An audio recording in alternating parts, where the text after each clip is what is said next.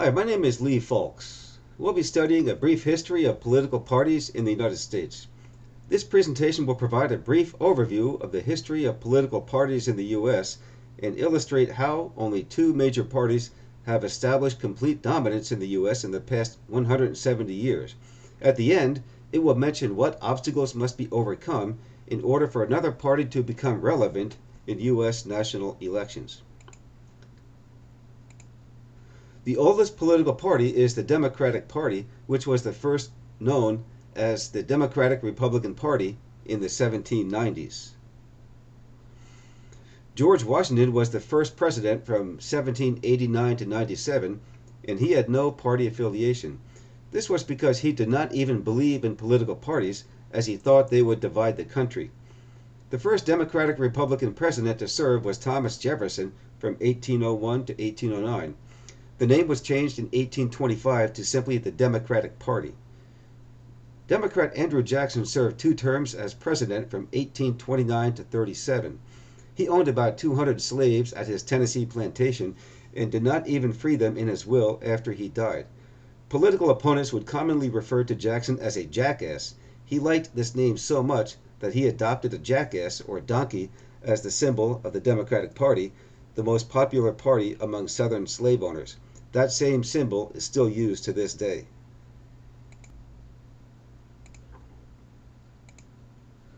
Since 1853, the U.S. political system has been dominated by only two parties. In the 1850s, the Whig Party, a major party, was split between pro and anti-slavery members. The official party line toward slavery was on the fence, to ban it in the North, yet keep it legal in the South. This neutral position could not stand if a war broke out over slavery, which it soon did. The anti-slavery faction of the Whigs broke off from the party to form the Republican Party in 1854. This group of men included Abraham Lincoln, and the party was formed specifically to be a progressive party, of which their main issue would be to ban slavery in the U.S. Slavery had already been banned in most European countries 3 decades before this, and Lincoln was embarrassed when he met with Europeans that slavery was still legal in the United States. He was determined to change this. Since the Whigs refused to take a clear stance on slavery and were split by the Civil War, they went permanently defunct by the time the war was over. Before the 1860 election, Southern slave owners declared that if a Republican such as Lincoln were elected president, they would secede from the Union, which they did immediately after Lincoln won the election. This secession launched the Civil War, as the brand new Republican Party made an immediate impact on the nation. Are American political parties formed as corporations? Throughout all of American history, there's been a never-ending debate on whether political parties should be private corporations or public entities. This debate has never been definitively resolved by the courts, so the resultant political parties are actually hybrids of private-public entities. After the 2016 Democratic Party primaries, many from the progressive wing of the party sued in court, presenting much evidence that Bernie Sanders, who was far more popular than the widely reviled Hillary Clinton, was robbed by the elitist Democratic National Committee apparatus, and that the nomination was stolen from Sanders while they intervened and simply coronated Hillary Clinton as the winner. The DNC later argued in court that they are a private entity and they could do whatever they wanted, and that democracy need play no part in their party, even though it's called the Democratic Party. And they won the court case based on this argument, which is no doubt 50% true based on historical precedent. The national political parties are non-profit corporations exempt from taxes under the IRS code as 527 organizations. Are American political parties private or public? In his 2013 book, The Parties in Court, American Political Parties Under the Constitution, Robert C. Wigton writes, "Political parties have long occupied an uncertain place in American constitutional law.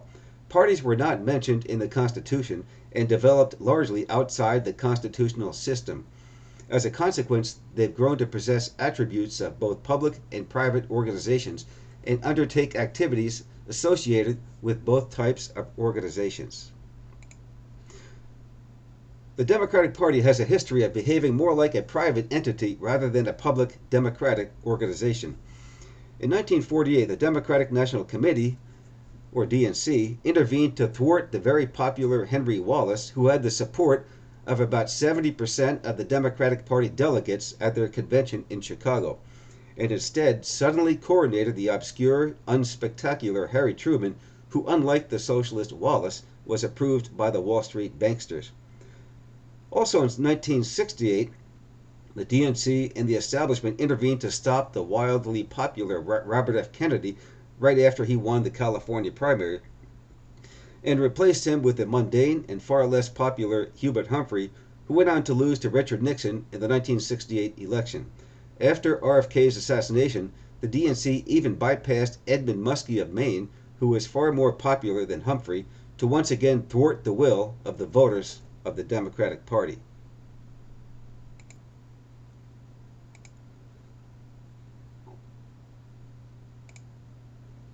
Citizens United versus Federal Election Commission from 2010. The infamous Citizens United 5-4 decision by the U.S. Supreme Court, with 5 Republican judges voting in favor, allowed unlimited election campaign spending by billionaires and large corporations, which drastically changed the political landscape in the United States, allowing the uber-wealthy to further consolidate their stranglehold on the American political process. As a result, these individuals quickly bought out both the Democrat and Republican parties, thus virtually checkmating and eliminating working-class Americans of all stripes from the political process. In the 11 years since this landmark decision, legalized bribery, aka campaign contributions, has exploded. Billionaires like the Koch brothers, Sheldon Adelson, George Soros, Michael Bloomberg, ad infinitum, and Wall Street megabanks and large corporate CEOs have silenced the voice of the American people by pouring millions of dollars into super PACs, political action committees, using these as their vehicles to buy out the presidency, the U.S. Congress, and the Supreme Court. Since 2010, they now own the entire federal political process. Since 2003, a national trend clearly shows voter demand for a new major party.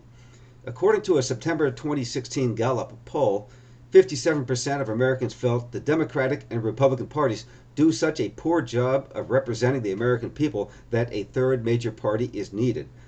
Voter preference for a third major party increased 17% between 2003 and 2016, from 40% in 2003, the first year Gallup conducted this poll, to 57% in 2016. Note, the exact question asked in the survey: in your view, do the Republican and Democratic parties do an adequate job of representing the American people, or do they do such a poor job that a third major party is needed? And here's a link showing this 13-year study that the Gallup poll organization did from 2003 to 2016. We'll go to that list right here on Ballotpedia. Yeah, we'll scroll down here.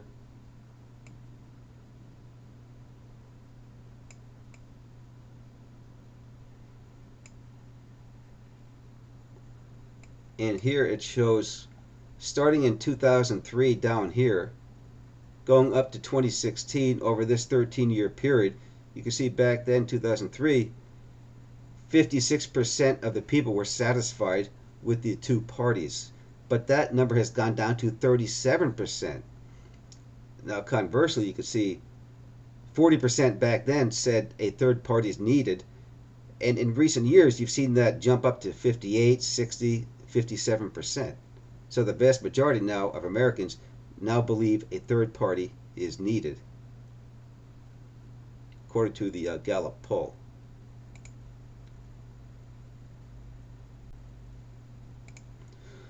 A new 2020 poll shows that 57% has gone even higher, now up to 60% of American voters demanding a major third party. A new Hill-Harris-X poll conducted in September of 2020 finds that 60% of registered voters say another viable political party is needed to meet the needs of the American people. This means that only 40% of registered voters are satisfied with the current two-party duopoly. Now, exactly who is it who is demanding a third major party the most? Independents, 68%, are demanding a new party. Democrats, 61%. Even Republicans, a majority of Republicans, are demanding that a third party, major party that is needed. So a clear-cut majority of all three of these classifications are demanding a party that actually responds to the needs of the American people and not just to the billionaires who have bought out the current occupants of the U.S. government. In the November 2020 election, 67% of voters who planned to vote for Joe Biden were not happy about it because they also said that a viable third party is needed, and 53% of Trump voters said the same, that they're not happy with Trump despite voting for him. And we'll go to another link here of the Hill poll, and that says 60% of voters say viable third party is needed. This was only from a couple months ago, this poll.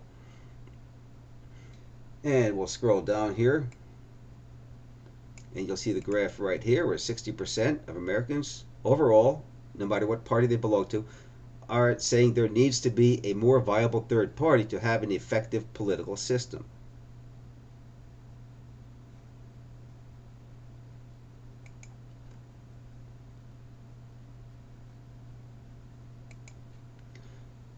Now, the 2020 voter turnout, according to CNBC, November 5th, 2020.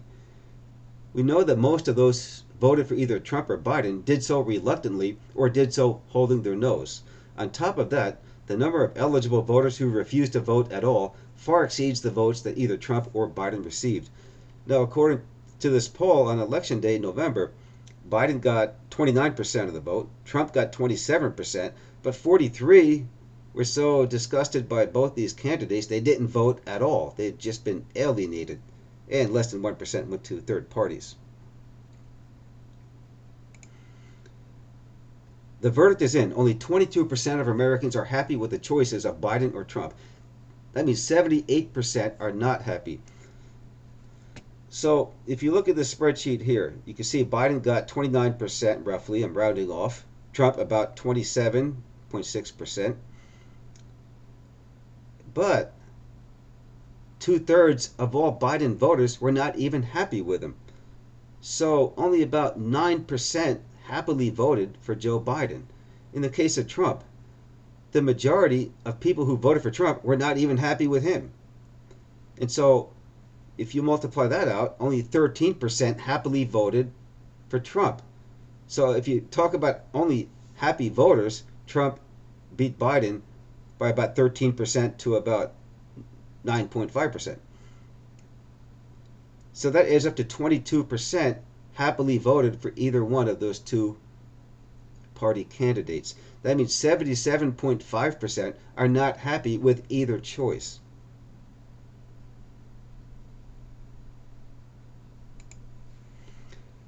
As of 2021, how many political parties currently exist in the United States?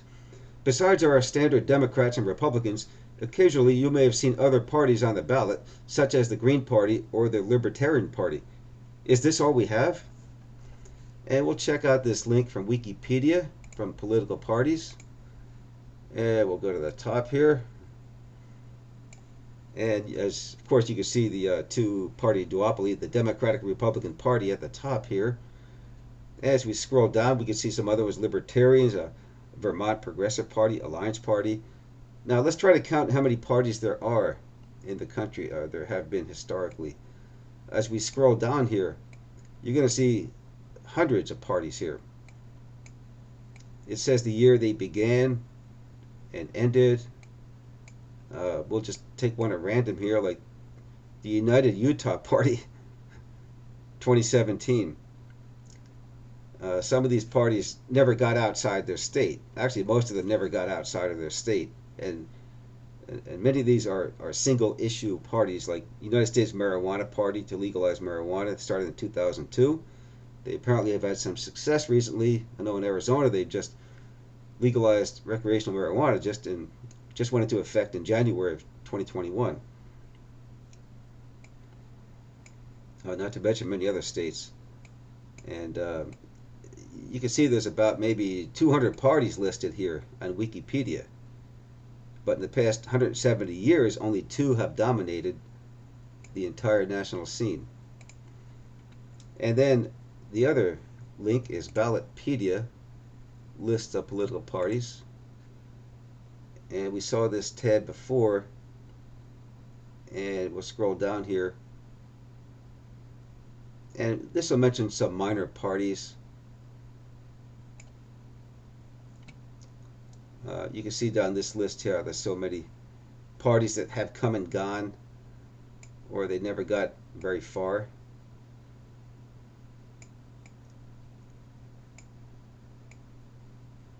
And just to go back up the top here, it says the Democratic and Republican parties are recognized in all 50 states and Washington, D.C. The Libertarian Party is recognized by 35 states, Green Party 22 states, Constitution Party 15 states.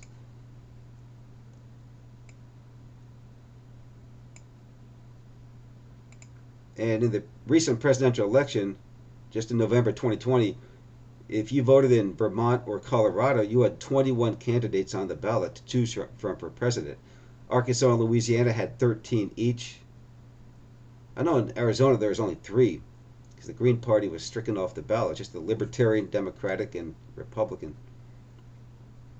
Yes, as 12 states featured only 3 candidates on the ballot, one of which was Arizona.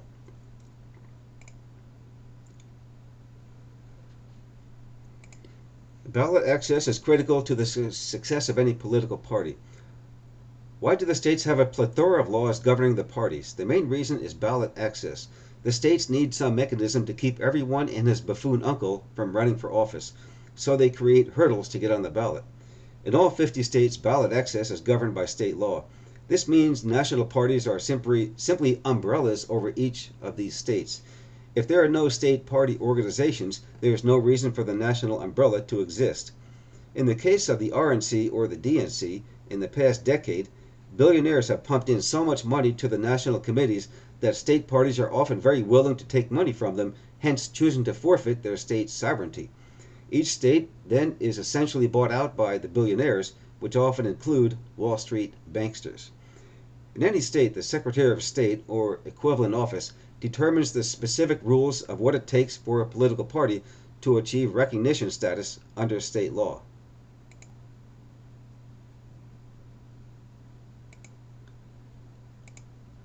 Ballot access in Arizona. In Arizona, the law requires that in order to achieve party recognition, a certain number of signatures must be gathered on a petition from the top 5 most populous counties in the state, which are in this order. Number 1, Maricopa, which includes Phoenix, Pima County, which is Tucson, Yavapai, which is Prescott, Coconino, which is Flagstaff, and Pinal, which is Casa Grande, which is in between Tucson and Phoenix. There are many other requirements that must also be fulfilled in order to get ballot access in Arizona. As of February 2021, Arizona's Secretary of State is Katie Hobbs, a Democrat. And here's a link to the Arizona Secretary of State webpage.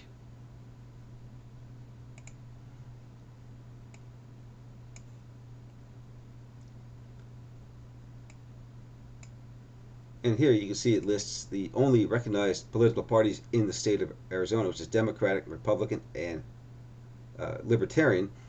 And that explains why the Green Party was so easily kicked off the ballot in October, when the Democratic Party had it in their sights all along, waiting until the last minute, right before the ballots are printed, to strike the Green Party off the ballot. And this is the Arizona Secretary of State website. 2020 signatures requirements for a new party recognition. In order to be recognized in the state of Arizona, a political party must submit a minimum of 31,686 valid signatures. And when you sign it, if the pen goes slightly outside of a small box, they throw out the signature.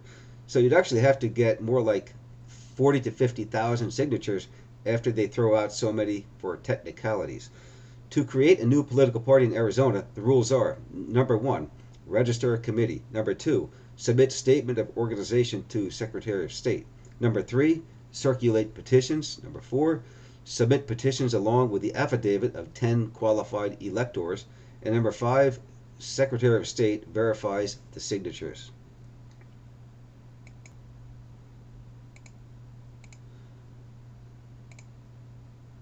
In ballot access in the United States, the laws in each state determine when a political organization qualifies as a political party entitled to have its candidates' names appear as party-designated candidates on the general election ballot. While the laws differ from state to state, they generally all require a non-major party to demonstrate sufficient voter support, such as by filing a petition for party recognition signed by enough voters in order to qualify for ballot access in the general election, and also the party must receive a sufficient number of votes in the election in order to remain in qualified status. On January 31st, 2021, Nick Brana, who's trying to create a National People's Party, said that he believes it's possible to circumvent state barriers to the ballot, such as in Arizona getting more than 31,000 signatures on a petition, by getting what he calls a party line, which would theoretically make it impossible for the Democratic Party to go into the court at the last minute to get leftist parties such as the Green Party off the ballot just weeks before the ballots were scheduled to be printed and mailed out. This is exactly what the Democratic Party did in October 2020 to strike Howie Hawkins of the Green Party off the ballot at the last minute. As a matter of fact, the Democratic Party did this in about 20 other states simultaneously with this legal maneuver they pulled off. And now we're going to look at Nick Brana himself describing how he thinks you can get a party line instead of a ballot line, which means it would be very difficult to strike the candidate off the ballot. And we'll start, we're just going to play this video. It goes on for about 20 minutes. We're just going to show it for about 1 minute, this portion of it. For example, you mentioned the way that the two parties went after Howie Hawkins and the Green Party, trying to knock him off the ballot. That was because they were running for presidential, they were getting essentially presidential ballot access in those states where they were challenging it. They didn't have a party line. And so what we're doing instead is we're getting a party line, because then you're insulated from that. Then your candidate is essentially running on that party line, and they can't challenge your kind of last minute effort to get presidential ballot access. Yeah, it means essentially you have a ballot line that you have, and so the process for getting ballot access is, in most states, they have somewhat different processes, but in the large majority of them, you have to collect a certain amount of signatures in order to get a ballot line, so that you appear, when you go vote, you'll see Democratic Party, Republican Party, People's Party. And so that takes thousands to tens of thousands of signatures in each state. And so that's essentially what it means, is that you'll have that ballot line rather than going through the process of kind of applying to be on the ballot as an independent, and so there's a difference there, because when you're running as an independent, then they can challenge your ballot access at the last minute, and they can try to get you off the ballot, as they did successfully with Howie Hawkins. But if you have a ballot line, if you have a party line, and your party appears on the ballot already, then they can't do that, because you're just running as a candidate within that party, just like the candidates within the Democratic and the Republican parties. And that. All right, so the creation of a new major political party has not been successfully done since 170 years ago, when Abraham Lincoln started the Republican Party, whose main platform issue was to eliminate slavery in the United States. So Brana's assertion may sound like pie in the sky, but time will tell whether or not he'll be able to accomplish it. There are also separately registered structures, such as the national campaign committees, to elect party members to the Senate and to the House of Representatives. Electoral votes. Since American political parties are a mix of private and public, that's surely due to the slew of state laws that regulate the parties. It is the states that make requirements on the parties to conduct primaries, caucuses, and conventions to determine who the delegates are to the party's national presidential nominating conventions. The states even presume to dictate or bind how those delegates will vote. Such laws may well be unconstitutional. If a presidential candidate gets the most votes in a certain state, are all the state's electors forced to all go to the winner? Most Americans will probably say yes. However, it depends on each state's law. 48 of the 50 states mandate a winner-take-all electoral system in presidential elections, but there are two exceptions. Maine and Nebraska are the only two states that do not have a winner-take-all electoral college system. These two states split their electoral votes based on the state being divided up into a certain number of districts. For example, 4 out of 5 electoral votes in Nebraska went to Trump in the 2020 election, with Biden getting the other one. Maine is another anomaly state. 3 out of 4 of their electoral votes went to Biden, with the other one going to Trump. The other 48 states may not be aware that they're allowed to split their electoral votes in proportion to the popular vote of their state, but they actually are allowed to split their electoral votes. So Maine and Nebraska would potentially tend to favor a third party getting at least some electoral votes in a presidential election. And that should do it. These are the credits on the last page here. My name is Lee Falks, and if you liked this video, please hit like, subscribe, or share. Thank you.